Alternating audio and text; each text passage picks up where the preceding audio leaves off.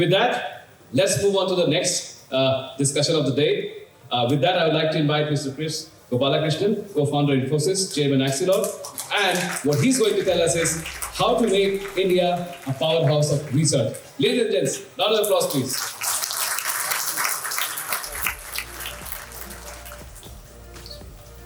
Thank you and good morning to everyone. While the presentation is loading, I want to thank the Pan IIT organizers for coming up with this topic. Clearly, this is something that I believe in, something that I've been working on for the past almost 10 years in terms of supporting research. And with all of us, IITians, others who believe that India needs to transition to a developed economy sooner than later. I think one of the drivers will be in India becoming a research powerhouse, and I'll talk about it in these few slides. I'll talk about the current state, then talk about role of India in the global research. It's just not about our country. I think India has a very important role to play in the global research ecosystem.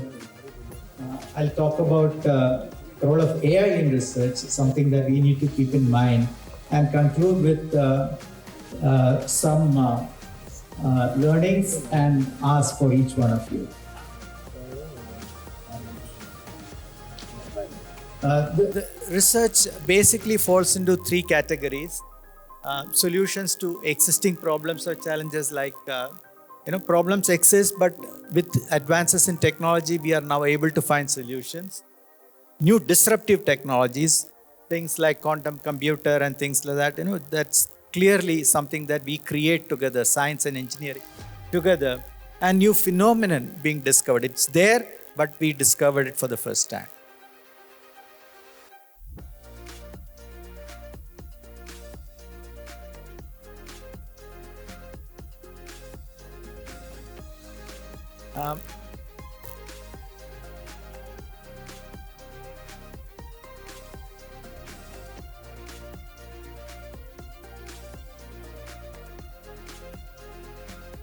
So India has been increasing its spending on R&D. I have some numbers, but I won't go through them. But clearly, India has increased its spending on R&D from about 60,000 crores to 127,000 crores. That's about double. But when you look at percentage of GDP, it's only 0.7%. And out of that, only 40% is spent from private sources, either philanthropy or industry, and 60% is spent from government. R&D spent from private sector is 1.46% of sales. Again, a very small percent of sales. Google, etc., spends more than 10-15% on of sales on R&D. So the first takeaway from this slide is, and this is something that I've been talking about in every platform that I can get, India needs to increase its spending on research to 3% of GDP from the current 0.7%. That means almost 3 times. And private sector and industry needs to contribute 1.5% of this. That means it has to increase its spending from 0.3%, 40%. That's 40% of 0.7 is about 0.3% to 1.5%. So that's a significant jump, 5 times. Industry needs to spend on R&D.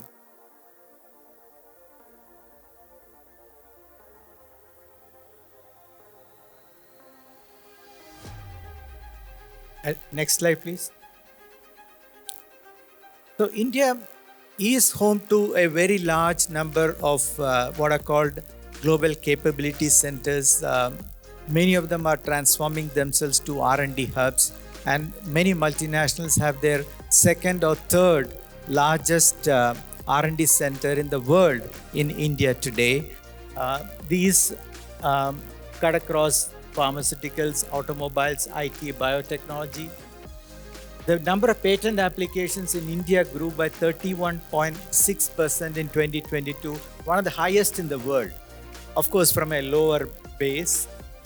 The software product market, again, when you look at R&D, application of R&D is creation of products and technology, grew from about 7.6 billion to 13.3 billion. It's actually growing at a good clip, actually.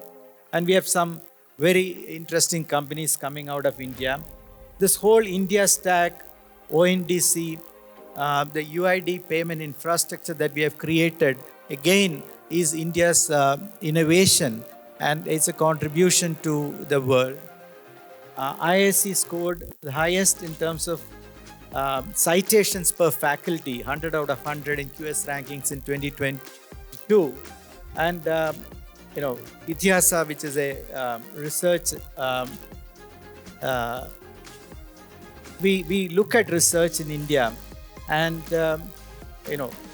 the study shows that 62% of Indian higher educational institutions are actually offering latest courses in AI, data sciences, etc. So clearly, we are doing something right in India, but we need to scale this up significantly. The world comes to India for research, and we need to take advantage of this, believing in ourselves, and take advantage of this. Now, research is very, very important for countries' GDP. We have data from US, which clearly shows that IP-intensive industries employ 45 million Americans. They actually get paid more, 46% more. The IP worth of US is $6.6 trillion. And the industries account for 38.2% of the total GDP. All you need to look at is the top 5 companies in the US stock exchange. All are IP-led, $1 trillion worth of market cap and things like that. Now, this is again very, very important for us if you want to accelerate the growth of our GDP. If you buy a phone today, let's say an Android phone or a Apple phone, iOS phone, etc. Let's say 100 million Indians buy these phones. The market cap of Google or Apple goes up by another $1 trillion. This is the power of IP, and we need to get involved with this. Next slide. Now, India has an important role to play, I believe, in the global ecosystem. We represent 20% of the population in the world, 1.4 billion people, large talent pool, especially in STEM. And that's why the world is coming to India for taking advantage of this talent pool. I have to turn back, because there's no visibility of slide in front of me. Typically, the cost of per full-time equivalent is about 20% of what it is, just the labor cost or the people cost. And this means that for every 5 people you employ there in India, 1 person is employed in the US to get the work done. Or the output of India is 5 times for $1 spent. 5 times. And that's been proven in the software industry. That's why software is being developed in India. That's proven in R&D. That's why R&D is now being done in India. We also provide affordable solutions. When US developed the vaccine, it was $30 per dose. When India manufactured that vaccine, it was $3 per dose. So we provide affordable solutions for the 8 billion people in the world. Developed country provides a solution for the top 10% of the world. India provides solution for 100% of the world. Again, India plays a very important role. Diversity of perspectives, the development country problems and things like that, all of these things will get addressed by India. And India actually provides solutions for the, let's say, global south, the developing countries, etc. More people working on the solution, the problem gets solved faster. Collaborative research, not reinventing the wheel. So when we look at research in India, and I have a separate slide on what I propose actually, we should not be reinventing the wheel, but rather we should actually build on top of what others have done so that we can advance the state of science, advance the state of engineering, and together we can progress further. And we provide new models to the world. Next slide, please. Now, the previous speaker talked about AI. The role of AI in research is actually fantastic. Look at AlphaFold 2, which predicting the protein structure. For certain problems, this is, 100,000 times more faster or more productive than a research engineer. And we should use AI in research. In 2020, the robot synthesizer read a research paper and made, we can use AI in summarization, AI in looking at citations, to do literature reviews, to come up with stable molecules, new protein structures, all kinds of things we can do using AI. And AI is now being used for playing the role of a specialist in medicine, specialist in various areas and things like that. Next slide. So, as I said, in the last 10 years, I've been working in the area of research, and these are my suggestions actually. Our scientists and engineers are as good as people anywhere else in the world. That's why the entire world comes to India now today for software, creative tasks, innovative tasks, R&D. Some of the largest pool of R&D engineers today in the world are in India today. If we look at mission mode programs, and the next speaker, Dr. Kiran Kumar, will talk about ISRO, we are actually second to none. We are one of the 4 countries in the world who have landed on moon or landed on Mars. We can actually do fantastic work. And so we should actually attempt to do mission mode programs in some of our best institutes. If you're IIT, you should have 10 missions. You should have 10 missions. And these should be in white spaces, not copycat. Ambitious, cure for cancer, cure for Alzheimer's, a 100-bit qubit quantum computer. This should be very ambitious programs, mission mode. And I'm confident that we will succeed. We need guaranteed multi-year funding. We need to seed experts from outside. And this is where the diaspora helps. Our connection with academic institutions around the world helps. And these are things which in my own way, I have tried it and it does indeed work. Larger pool of postdocs in research, that's a pool that we don't leverage too much in India because funding is limited. But we need to create a larger pool of postdocs. These people stay 5-10 years on one particular problem and work on that problem. And we need that cadre of researchers. Industry involvement in research and in funding. And this is a two-way street. I initially said industry must increase its funding, but it's also important that the academic institution goes out to understand what are the problems facing industry, what problems they should be working on. It's not just that, you sit in your lab and work on a problem that's interesting to you. You should work on problems that are relevant to society, relevant to industry. Need to build translational capability. I'm working across 25 institutes, some of the best institutes in the country, and I can tell you that very limited translational capability exists. Again, not because the talent is not there or the capability is not there, it's because there are no incentives in the system. There are no mechanisms to actually do translational research. There is no funding available for translational research. And without that, we can't take things from lab to market. They will stay at TRL 3, TRL 4, the technology readiness levels, etc. We need to look at setting clear goals between basic research and academic research. 70%, 60%, depending on the institute, but 30 to 40% must be applied research. Again, very, very relevant, important to set actually clear goals. We have to build an ecosystem for research and translational work, create incubators, create um, create mentorship, create you know maker labs and workshops and things like that, such that the ability to build things becomes part of your learning and things like that. Today, we don't build things, we don't solve problems in our academic institutions. We just tell them you have to write a test, but you have to build things. And at the end of the program, if you actually challenge the student to build something, I think there will be a huge difference actually. And we need to encourage more and more students to stay in science, stay in research, etc. Some of our best students should actually go to research. Next slide, please.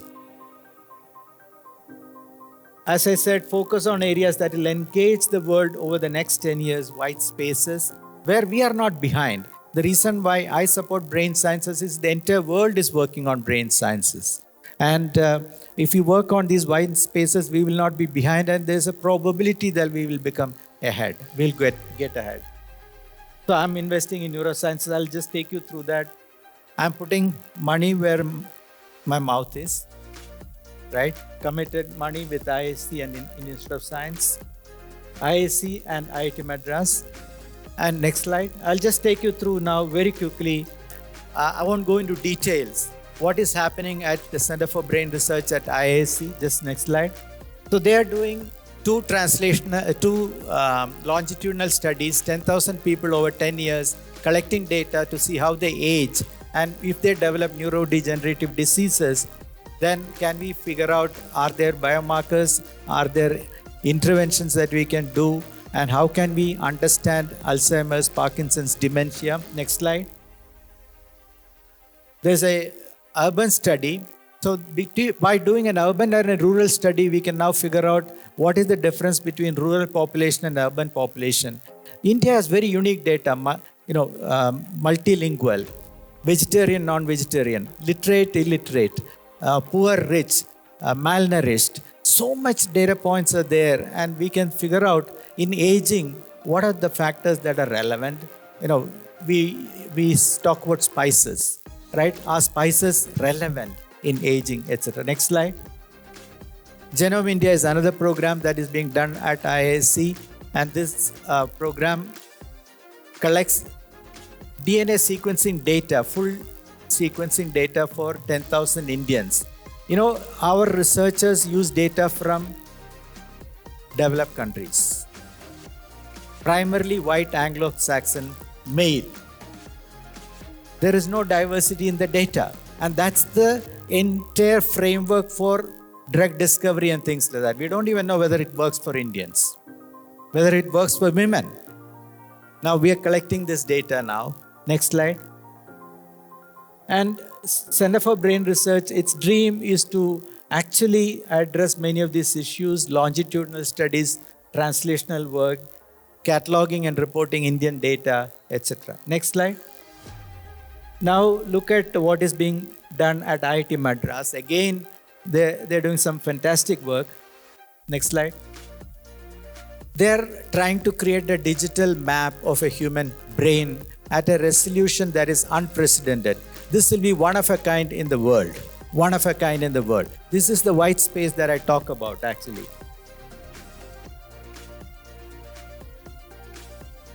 Next slide.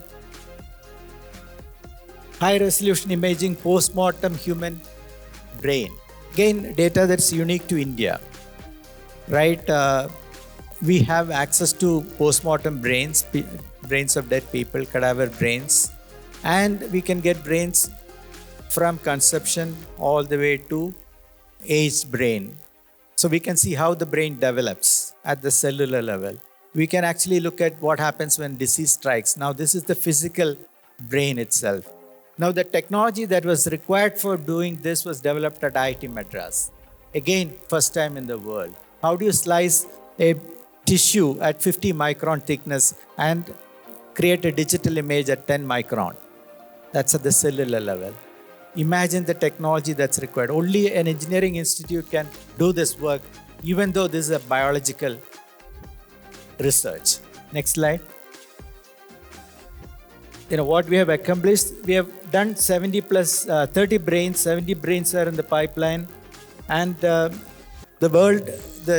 world has actually done about 15 brains. We have done already 30 brains in about 18 months, and we will hit 100 brains in the next 1 year. It's unprecedented. The challenges they are facing in terms of data. Each brain is 1 petabyte of data. How do you analyze this data? How do you use AI on this data? So many research problems here. And 20 different labs around the world are working with this center because they want to be part of this. And this is the opportunity that we have in India. This is why I believe that world-class research can be done. India can be a powerhouse for world-class research, and India can contribute confidently to the world of science, research, products, technology, etc.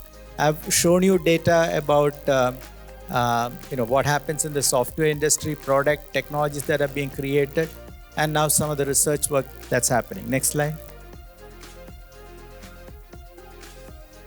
The less than 20 whole brain data is available. We have already got 30 brains, and 70 are in pipeline. Next.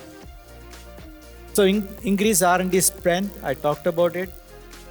I tell every philanthropic organization in the world, if you spend $5 in the US, spend $1 in India, and we can double your research output. That's the power that India has. And of course, everybody recognizes that. Now we need to encourage philanthropists to do that. Support visiting chair professors. I support visiting chair professors, and these people seed. I talked about seeding research, right, with experts. Seed the research program. Support postdoctoral fellows, joint PhD programs with India and organizations outside. This is to accelerate the growth of our research ecosystem and to reach world class. We don't want to reinvent the wheels. Okay? And support world-class research collaboratively with India. And so people coming from outside India, my request to you is take these as action items for you and support India's aspiration to be a research powerhouse. And the last slide, a pitch. Next slide. This is a book. Please buy and read if you have not done that. Thank you all very much. Together, we can make India a research powerhouse. Thank you.